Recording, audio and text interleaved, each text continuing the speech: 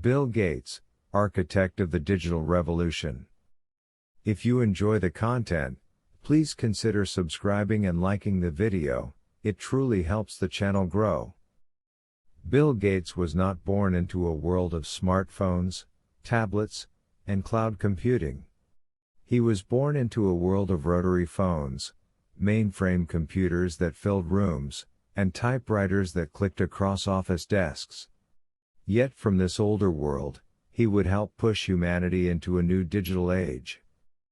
William Henry Gates III was born on October 28, 1955, in Seattle, Washington. His father, Bill Gates Sr., was a tall, thoughtful attorney who believed deeply in fairness and civic duty. His mother, Mary Gates, was a school teacher turned community leader, active on various boards and charities. The family lived in a comfortable home and expected a lot from their three children, Christy, Bill, and Libby. The Gates household valued debate, reading, and hard work. Dinner conversations were lively, and young Bill learned early how to argue his point and defend his ideas. As a child, Bill was small, curious, and intense. He read constantly, especially encyclopedias and science books. His parents sometimes worried about how deeply he disappeared into pages of text, but they also recognized his appetite for knowledge. At school he performed well, especially in math. He was also stubborn. If he thought a rule was silly, he challenged it. His parents decided that he needed an environment that would stretch him and channel his energy, so in 7th grade they enrolled him at Lakeside School, a private school in Seattle known for its rigorous academics. Lakeside is where Bill Gates's life changed direction. In the late 1960s, the school's Mothers Club used money from a rummage sale to buy time on a local computer. At the time, computers were rare and expensive. Most students in America had never even seen one. But at Lakeside, a teletype terminal connected to a big mainframe computer miles away allowed students to type commands and see the machine respond. Bill was fascinated. He spent hours at the terminal, learning the basic programming language, typing lines of code, and staying well past the end of the school day. He soon met another student who shared his obsession, Paul Allen, a year older, quiet but brilliant, with a deep love for electronics and science fiction. The two boys formed a bond rooted in curiosity and code. Together with a few other students, they experimented with programs, found bugs, and sometimes broke the systems they were using. At one point they gained access to more computer time by helping the owners of a local computing company find flaws in their software. They learned not just how to write code, but how to think about systems, how to see the structure behind the screen. Bill and Paul devoured manuals, copied programs, and wrote their own. They were still teenagers, but they were already living in a world of logic, loops, and algorithms that most adults barely understood. By the time Bill was in high school, he and Paul had created a small business called Trafo Data. Using an Intel microprocessor and their programming skills, they built a system that could read raw data from traffic counters and produce reports for city engineers. The venture never turned into a large success, but it gave them something more valuable than money: experience with microprocessors and a first taste of entrepreneurship. After graduating from Lakeside in 1973, Bill enrolled at Harvard University. On paper, he was on a traditional path: prestigious college, future in law or business. In reality, his mind remained fixed on computers and software. Harvard exposed him to a wider world of ideas and peers, but he spent much of his time in the computer lab, often staying up all night coding. He developed a reputation as the student who would disappear for days with a programming problem and return with a complete solution.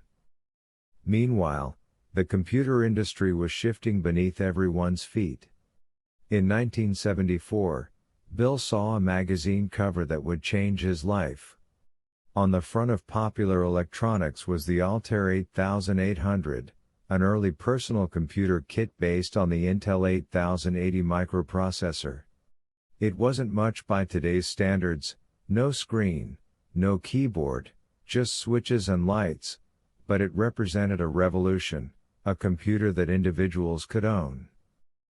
Bill immediately called Paul Allen, who was working in Boston at the time. They saw the Altair as an opportunity. Someone would need to write software for these new personal computers.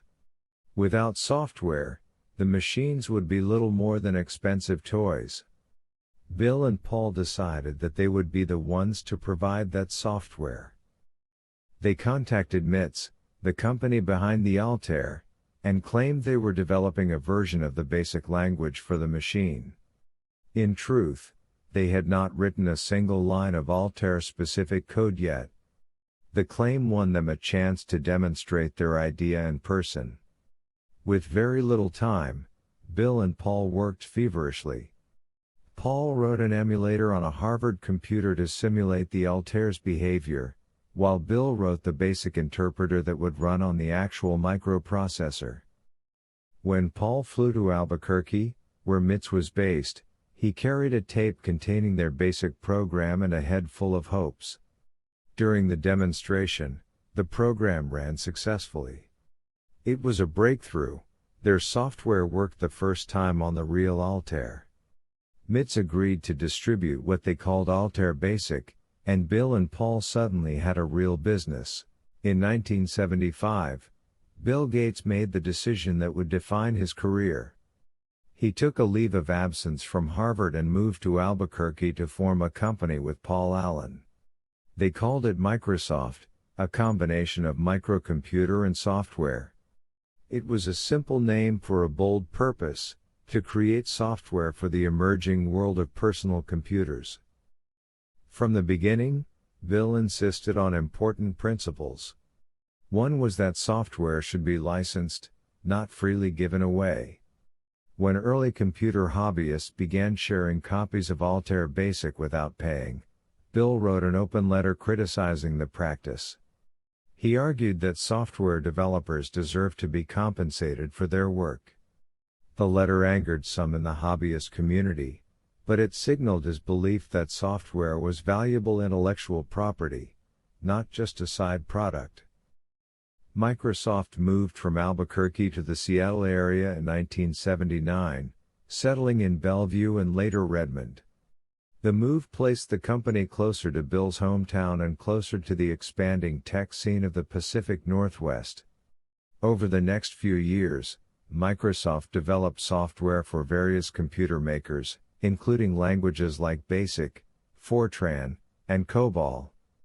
The company grew steadily but had not yet made its giant leap. That leap would come from a meeting with IBM. In 1980, IBM decided to enter the personal computer market. The company needed an operating system for its new IBM PC, a program that would manage the hardware and run applications. IBM first approached another company for the software but was turned away. Eventually, the search led them to Microsoft. At that time, Microsoft specialized in languages, not operating systems, but Bill saw the opportunity immediately. Microsoft reached an agreement to provide the operating system. Then, in a nimble strategic move, they acquired an existing system called DOS, Quick and Dirty Operating System, from a small company near Seattle. Microsoft adapted and improved it into what became known as MS-DOS, Microsoft Disk Operating System.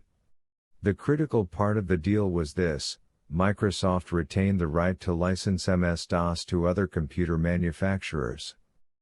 When the IBM PC launched in 1981, running MS-DOS, it quickly became a standard for business computing. Other companies soon produced IBM-compatible machines that also needed MS-DOS or similar software.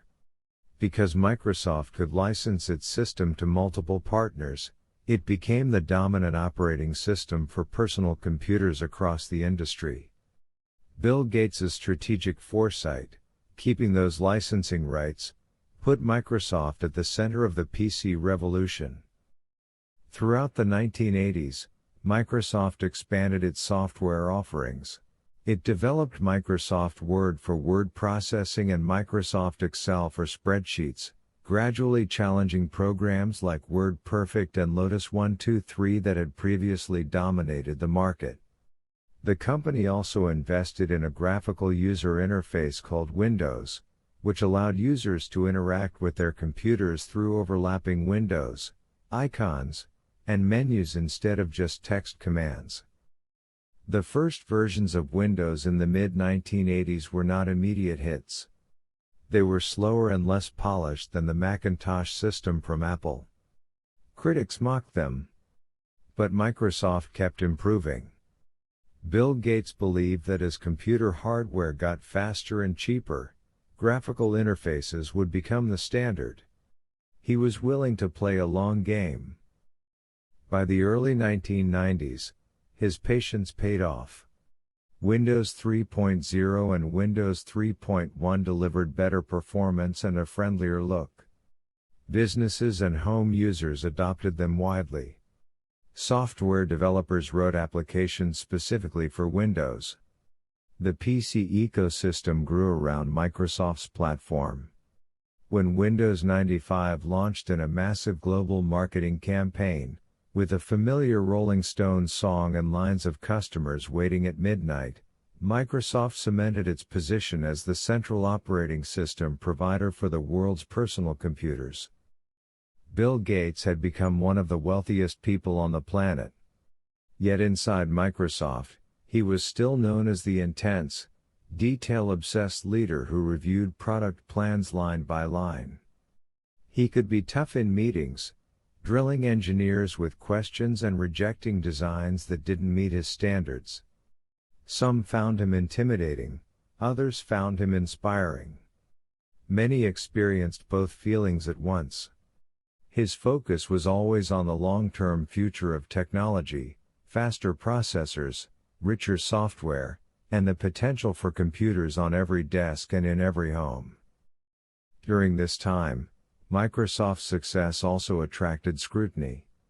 Competitors and regulators worried that the company's dominance could stifle innovation. The most dramatic challenge came from antitrust investigations by the United States government and the European Union.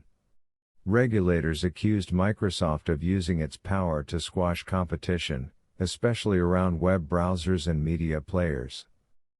In the late 1990s, Microsoft became embroiled in a major U.S. antitrust case centered on its bundling of Internet Explorer with Windows. The government argued that this practice unfairly harmed Netscape, an early web browser competitor, and limited consumer choice. Courtroom battles followed, with Bill Gates giving videotaped testimony that was replayed and dissected by the media. At one point, a judge ordered that Microsoft be split into two separate companies, though that ruling was later softened on appeal and replaced with a settlement requiring Microsoft to change some business practices. The case tarnished Microsoft's image and challenged Bill's aggressive competitive style.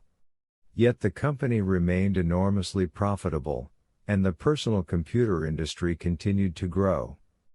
By the early 2000s, Microsoft was synonymous with PC software, and Bill Gates was widely recognized as a symbol of the tech boom, a billionaire in glasses and a sweater, not a suit and tie. As the new century began, however, Bill's focus started to shift. He was now a husband and father. In 1994, he had married Melinda French, a smart, grounded Microsoft manager he had met at the company. Together they considered what to do with the vast fortune they had accumulated. Inspired by philanthropic figures like Andrew Carnegie and John D. Rockefeller, as well as by Bill's own parents' commitment to community service, they decided that their wealth should be used to tackle the world's toughest problems. In 2000, they formally established the Bill and Melinda Gates Foundation. At first, the foundation operated quietly, focusing on expanding opportunities in education and improving global health. Over time, it grew into one of the largest philanthropic organizations in the world. Its mission: to help every person lead a healthy, productive life. With this new commitment came a gradual change in Bill's professional life. He stepped down as Microsoft's CEO in 2000, handing the role to Steve Ballmer, his longtime friend and colleague. Bill remained as chairman and chief software architect, but his responsibilities slowly shifted toward the foundation. In 2008, he officially left his day-to-day role at Microsoft to devote most of his time to philanthropy. Microsoft, the company that had defined his public identity for decades, would now share the stage with a new chapter of his life, one aimed at improving the world beyond technology. Bill Gates stepped into the world of philanthropy with the same intensity and precision that had defined his years at Microsoft. As he gradually shifted away from the daily pressures of running one of the world's largest technology companies, his focus turned toward global challenges, problems measured not in lines of code, but in human lives. The Bill and Melinda Gates Foundation, which began as a modest effort to expand education and improve public health, soon grew into one of the most influential philanthropic organizations on Earth. For Bill, this second career was not a retirement, it was a new mission. Global health became one of the foundation's earliest priorities. Bill and Melinda studied the realities of childhood mortality and discovered that millions of children around the world still died from diseases that modern medicine had already learned to prevent. In remote villages and urban slums alike, illnesses like malaria, diarrhea, pneumonia, and measles continued to claim lives simply because vaccines and treatments did not reach the families who needed them. Bill approached these problems analytically, focusing on access, distribution, infrastructure, and research. The foundation partnered with scientists, nonprofit organizations, and government agencies to create vaccines, strengthen health systems, and expand immunization programs. Their work contributed to a significant decline in global child deaths over the following decades. Education became another central passion. Bill and Melinda believed deeply in the power of schools to change lives. They invested in early childhood programs, supported teacher development, and explored ways to improve public schools in underserved communities. Not every initiative succeeded, and some sparked debate, but the foundation's commitment remained anchored in the belief that every child deserved a chance to learn and thrive. At the same time, the foundation helped farmers in parts of Africa and South Asia improve their crops and access better tools, hoping to reduce hunger and increase economic stability. As Bill's focus expanded, the world's perception of him shifted as well. During his Microsoft years, he had often been portrayed as fiercely competitive, even intimidating. In his new role, he appeared more reflective, more willing to share personal motivations, and more interested in tackling deep-rooted challenges. He traveled extensively to better understand the lives behind the statistics he studied, meeting mothers in rural villages, speaking with teachers in crowded classrooms, and listening to health workers on the front lines of disease prevention. Those experiences left lasting impressions on him and influenced how he shaped the foundation's priorities. Bill began writing more frequently, speaking openly about issues ranging from global health and scientific innovation to education reform and climate change. He immersed himself in science and became fascinated with emerging fields such as gene editing, artificial intelligence, epidemiology, and sustainable energy. He often remarked that, if he were a student again, he might study biology rather than computer science, because the next wave of world-changing breakthroughs would likely come from understanding life itself. The COVID-19 pandemic thrust Bill Gates into the global spotlight once again. Years earlier, he had warned that the world was unprepared for a major pandemic. When COVID-19 arrived, those warnings echoed across the media and public discourse. Bill became a leading voice advocating for vaccines, diagnostics, and coordinated international response efforts. The Gates Foundation directed significant resources toward accelerating vaccine development and strengthening global health systems. While he was praised by many for his foresight, he also faced criticism and a wave of conspiracy theories that misinterpreted or distorted his involvement. Through it all, Bill maintained a steady, data-driven message: pandemics were solvable, but only if nations and scientific communities worked together. While his public work expanded, Bill's private life evolved in quieter ways. He and Melinda raised 3 children, Jennifer, Rory, and Phoebe, and tried to give them a grounded upbringing despite the family's extraordinary wealth. They encouraged curiosity, responsibility, and humility.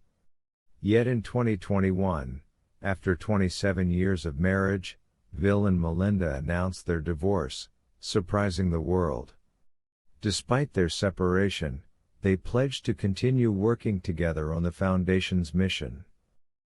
Bill also faced intensified public scrutiny during this period. Reports surfaced about past workplace relationships and connections to controversial individuals, prompting questions and criticism.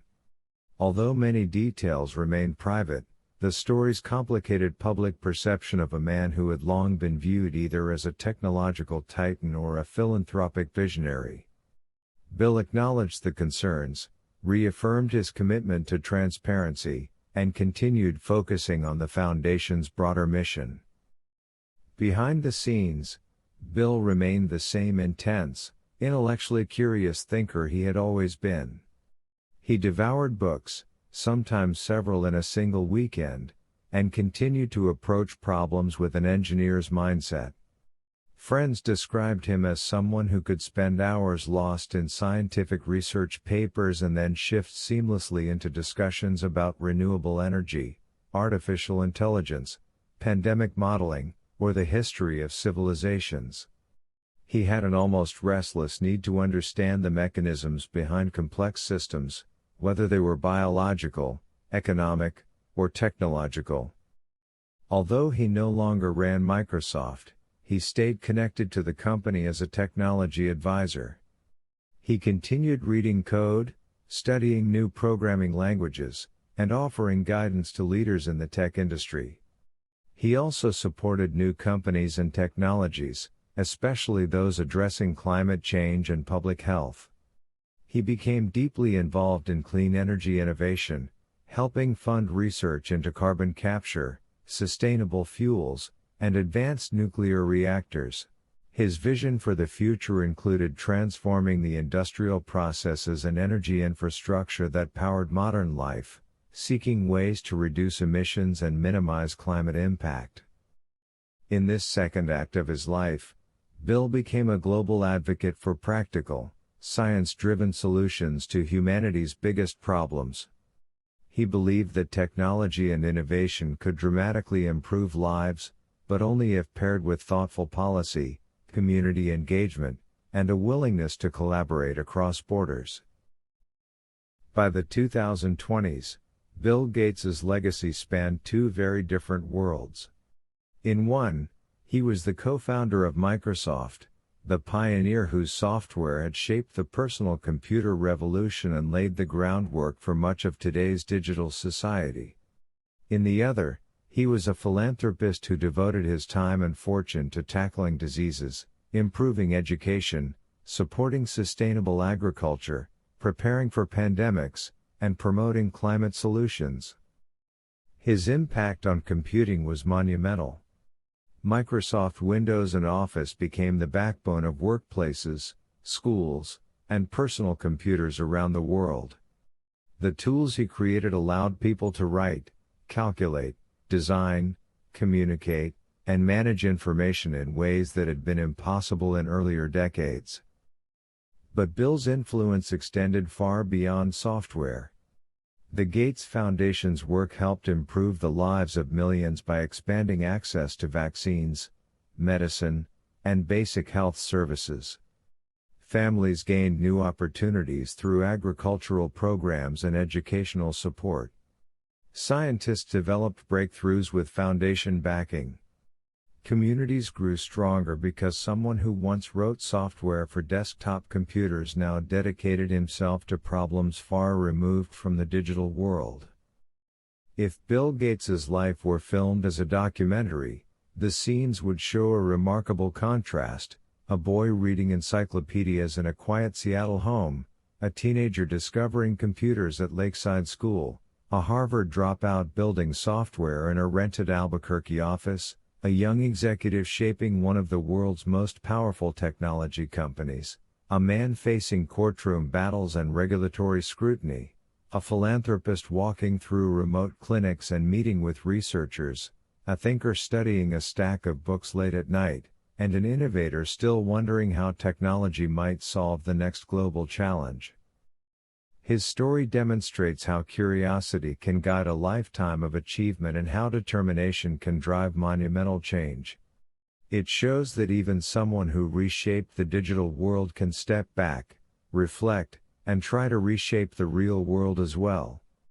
Bill Gates remains a figure defined by contrasts: competitive yet thoughtful, analytical yet driven by empathy, private yet globally influential. And his story continues, unfolding with new challenges, new ambitions, and new efforts to understand and improve the world.